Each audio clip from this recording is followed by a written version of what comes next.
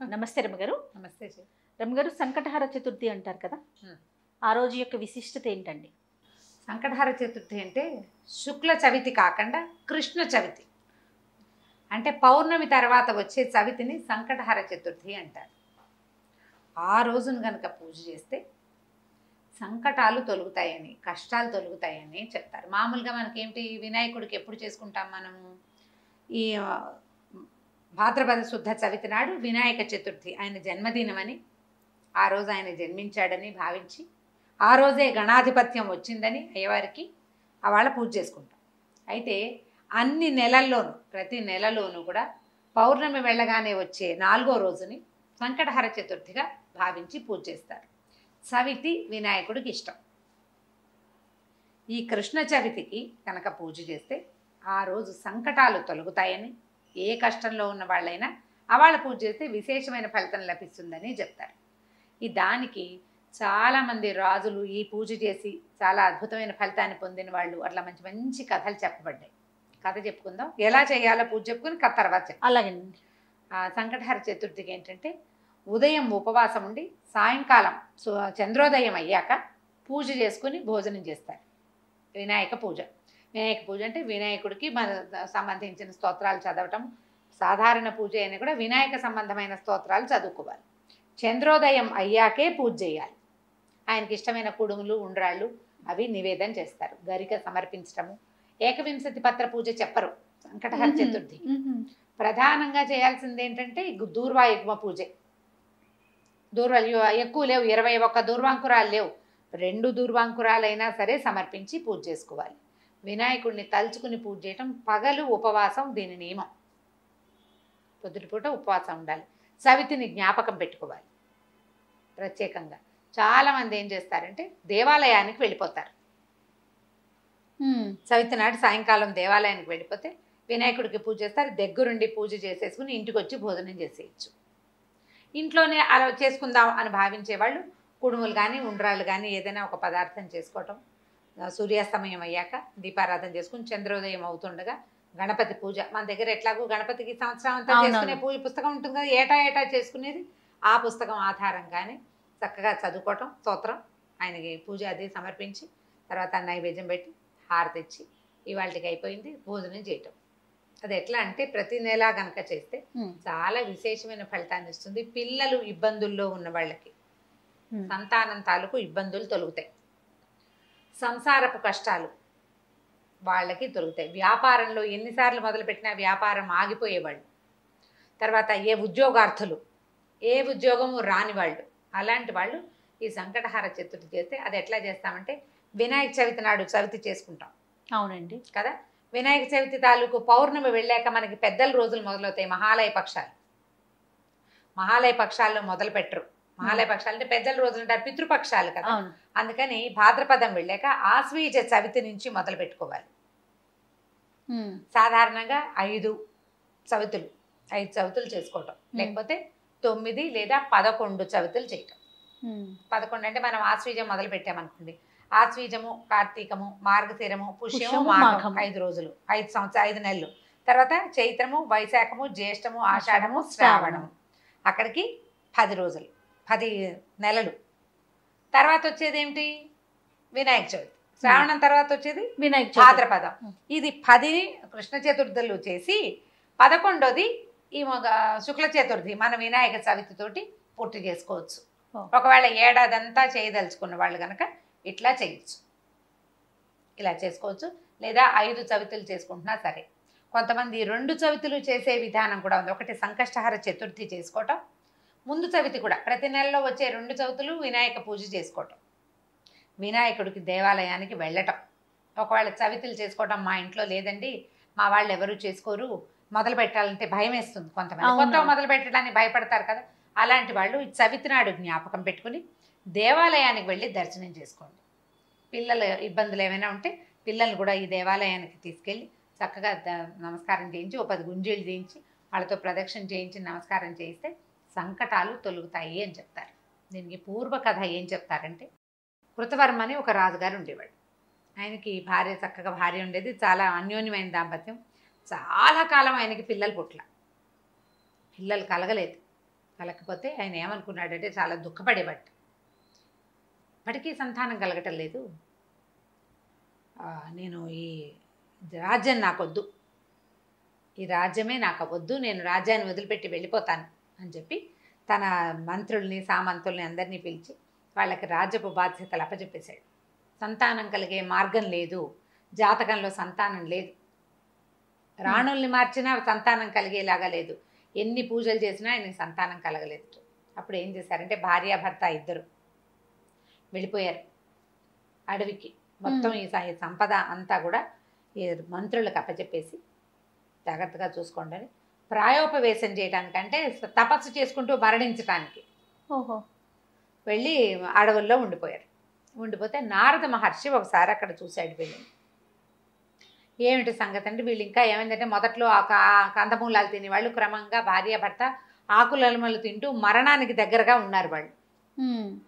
అప్పుడు ఈ నారద మహర్షి వీళ్ళని చూసి ఈ కృతవర్మ తాలూకు ముందు తరం వాళ్ళు వాడి తాత తండ్రులు ఉన్నటువంటి స్వర్గంలో కూడా లేరు, వాళ్ళు నరకంలోనే ఉన్నారు, పితృలోకాల్లో ఉన్నారు.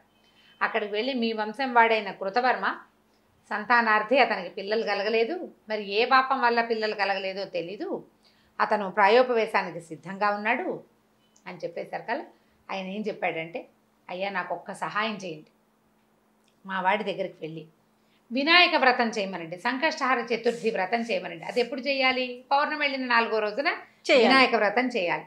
వ్రతం చేస్తే సంతానం కలుగుతుందని మా అబ్బాయికి చెప్పండి. ఆ వ్రతం చేయటమే మేము ముందు అవతారాల్లో కూడా మేము అదే చేశామని చెప్పారు. చెప్పేసరికి నారద మహర్షి వచ్చి ఈ కృతవర్మకి బోధించాడు. నాయన సంతానం లేకపోతే ఇట్లా చేయకూడదు, ప్రాయోపవేశం చేసి నువ్వు పోయావనుకో మీ పితరులు మీ తాత తండ్రులు ఏమవుతారు? అవును, వాళ్ళకి నీళ్ళు ఇవ్వడానికి నీకు కొడుకైనా ఉండాలి, కనీసం కూతురుంటే దౌహిత్రుడైనా ఇస్తాడు. అవకాశం లేకుండా చేసేస్తావు, నీ తాత తండ్రులంతా బాధపడతారు, నీ పితృదేవతలు దుఃఖపడుతున్నారు, నువ్వు ఇక చతుర్థి వ్రతం చేసుకో అని చెప్పాడు. చెప్పేసరికి ఆయన సరేనని ఈ సంకటహార చతుర్థులు చేయటం మొదలుపెట్టాడు. అనతి కాలంలోనే ఆయన భార్య గర్భవతి. సంతానం కోసం మరి తపస్సు ఈ తపశ్చర్య మానేసి పూజ చేసుకోవడం మొదలుపెట్టి సంసారంలో పడ్డారు. మళ్ళీ వాళ్ళు గర్భవతి అయ్యేసరికల్లా అబ్బో ఎంతో సంతోషించారు, వేడుకలు చేసుకున్నారు. వీడు గర్భవతి అన్న కబురు తెలియగానే ఈయన రాజ్యానికి తీసుకెళ్ళిపోయారు వాళ్ళంతా వచ్చి. ఎంత విశేషంగా చేశారో, చాలా విశేషమైన వేడుకలు చేశారు. ఈయన ప్రతి నెల చేసేవాడు. ఆవిడ గర్భవతి అవ్వకముందు చాలా జాగ్రత్తగా చేశాడు. గర్భవతి అయ్యాక కొద్దిగా పూజ చేస్తూ ఉండేవాడు, బొమ్మోమ్ అనేవాడు. వచ్చేసింది కదా ప్రెగ్నెన్సీ. అయితే ఏమైంది, కొన్నాళ్ళకి ఆవిడే 10 నెలలు 11 నెలలు అయ్యాక కన్నది పిల్లవాడు. చంద్రుడు లాంటి ముఖం, ఎంత బాగున్నాడో పిల్లవాడు. కానీ చేతులు పాదాలు లేవు, అంగహీనుడైన కుమారుడు కలిగాడు.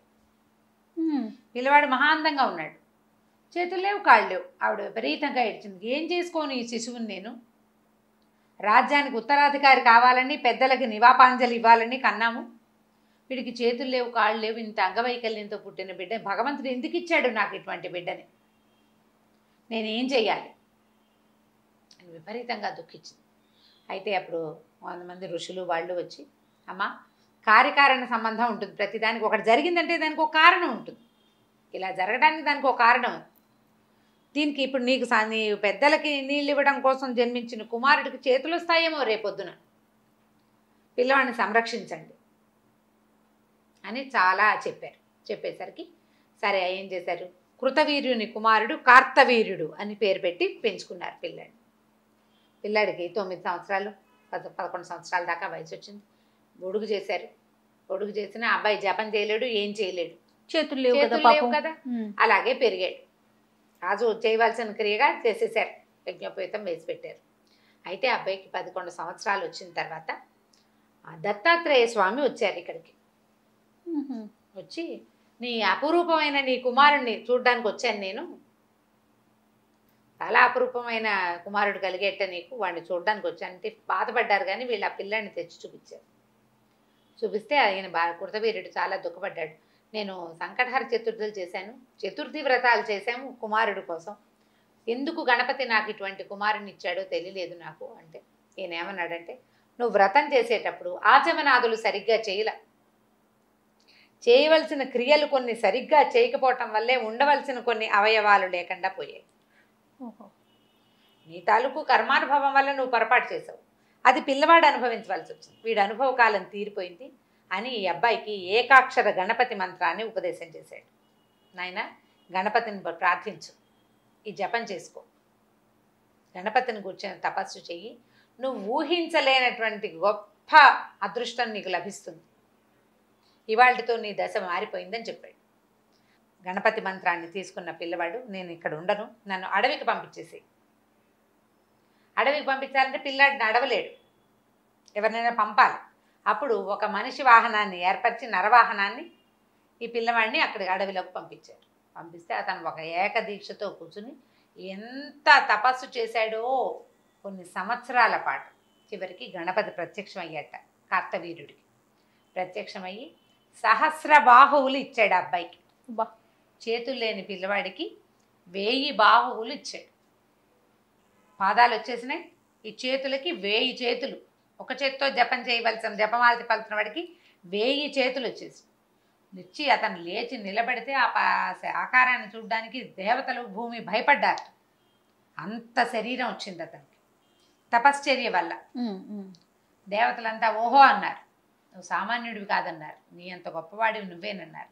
దత్తాత్రేయ స్వామి వారి భక్తుడిగా మారాడు ఈ కార్తవీర్యుడు. చాలా విశేషంగా అప్పటి నుంచి ఎప్పుడూ నిత్యము కూడా ఈ గణపతి పూజని అతను చేసుకుంటూ ఉండేవాడు. ఈ కార్తవీర్యుడు ఎవరి అంటే సుదర్శన చక్రాయుధం తాలూకు అంశావతారం అని చెప్తారు. విష్ణు భక్తుడు ఆయన. ఇట్లా పుట్టాడు, దత్తాత్రేయ స్వామికి భక్తుడిగా మారాడు. సంకటహర చతుర్థి వ్రతం చేయటం వల్ల పుట్టిన కుమారుడు ఆ చతుర్థుల్లోనే జపం చేయటం వల్ల అతనికి 1000 చేతులు వచ్చినాయని. తర్వాత ఆయనకి శాప పరశురాముడి వల్ల ఆయనకి గర్భభంగం జరిగింది, శాప విమోచనమై మళ్ళీ సుదర్శన చక్రాయుధంగా మారిపోయి వెళ్ళిపోయాడు. కనుక ఈ విష్ణుమూర్తి అంశం కలిగినటువంటి దత్తాత్రేయ స్వామి త్రిమూర్తి అవతారుడు. దత్తాత్రేయ స్వామి భగవంతుడు తన భక్తుణ్ణి ఎట్లా కరుణిస్తాడంటే, ఒకటేమో దత్తాత్రేయ స్వామిగా వచ్చి ఇతనికి మంత్రోపదేశం చేశాడు. అవును. పరశురాముడుగా వచ్చి అతని శాప విమోచనం చేశాడు. తన భక్తుడైన సుదర్శనాన్ని తన చెంతకే చేరుకున్నాడు విష్ణుమూర్తి. ఈ కథకి కారణం మహాగణాధిపతి యొక్క పూజ. ఆ సంకటహర చతుర్థి పూజ వల్లే ఇతనికి భూలోకంలో పుట్టడం కుదిరిందనమాట. ఈ కథని చెప్తారు. సంకటహర చతుర్థి చేసిన వాడికి, సంతానం లేని వాళ్ళకి సంతానం కలుగుతుంది. అందులో పొరపాట్లు చేయకూడదు, జాగ్రత్తగా చేయాలి. నియమం ఏవేవో పెట్టుకోవద్దు, సులువైన నియమం పెట్టుకోండి. పగలు ఆహారం తీసుకోము, అన్నం తినం, పగలు అన్నం తినం, రాత్రి అన్నం తింటాం. ఓకే. నువ్వు ఇంట్లో చేసుకుంటావా గుళ్ళో చేసుకుంటావా నియమం పెట్టుకో. అన్ని వారాలు ఇంట్లోనే చేసుకో, అన్ని నెలలు, లేదా అన్ని నెలలు దేవాలయానికే వెళ్ళు. నియమాలు తప్పద్దు. అంతకంటే పెద్ద హడావిడి ఏం లేదు అందులో, చాలా సింపుల్. పగలు ఉపవాసం ఉంటాం, సాయంకాలం చక్కగా కుడుములు వండుకుంటాం, బియ్యపు రవ్వ ఉడికించి వాటిని ఉండలు చేసుకుని దాన్ని మళ్ళీ ఇంకొకసారి ఉడికించి అదేమంటారు ఆవిరిలో పెడితే కుడుములు తయారైపోతాయి. వినాయకుడికి కుడుములు నివేదన చేసుకోండి ఇంట్లో చేసుకునేటట్టయితే. దేవాలయానికి వెళ్తే ఎట్లాగో పళ్ళు ఫలాలు పట్టుకెళ్తారు, అక్కడ చేసే విధానం ప్రకారం అక్కడ పూజా విధానం జరిగిపోతుంది. చొక్కొచ్చాక తినాలి. నేను ఇవేవి చేయలేనండి అంటే గణపతికి దండం పెట్టుకోండి, మీకు చేతొచ్చిన స్తోత్రం చదువుకోండి, కుడుములెద్దు అరటిపళ్ళు కొబ్బరికాయ నివేదన చేసుకోండి, పొద్దున చేయండి, సాయంకాలం దీపం పెట్టుకున్నాక భోజనం చేయండి. నియమం నిర్ధారించుకోండి ఏదైనా ఒకటి, కానీ నిష్టగా చేయండి. ఆ నియమాన్ని మాత్రం వదిలిపెట్టకుండా చేసుకోవచ్చు. సంకటహర చతుర్థులు చేస్తే చాలా సమస్యలు తీరుతాయని చెప్తారు. సంకటహర వినాయక స్తోత్రం ఒకటి ఉంది, దాన్ని చదువుకుంటే చాలా ఫలితం లభిస్తుంది. ఈ పూజ చేసుకునే వాళ్ళకు కూడా అన్ని రకాల ఫలితాలు లభిస్తాయి. చాలా విశిష్టత ఉంది అయితే కదా రమ్మగారు. అవును, తప్పకుండా అండి. నమస్తే. నమస్తే జయ.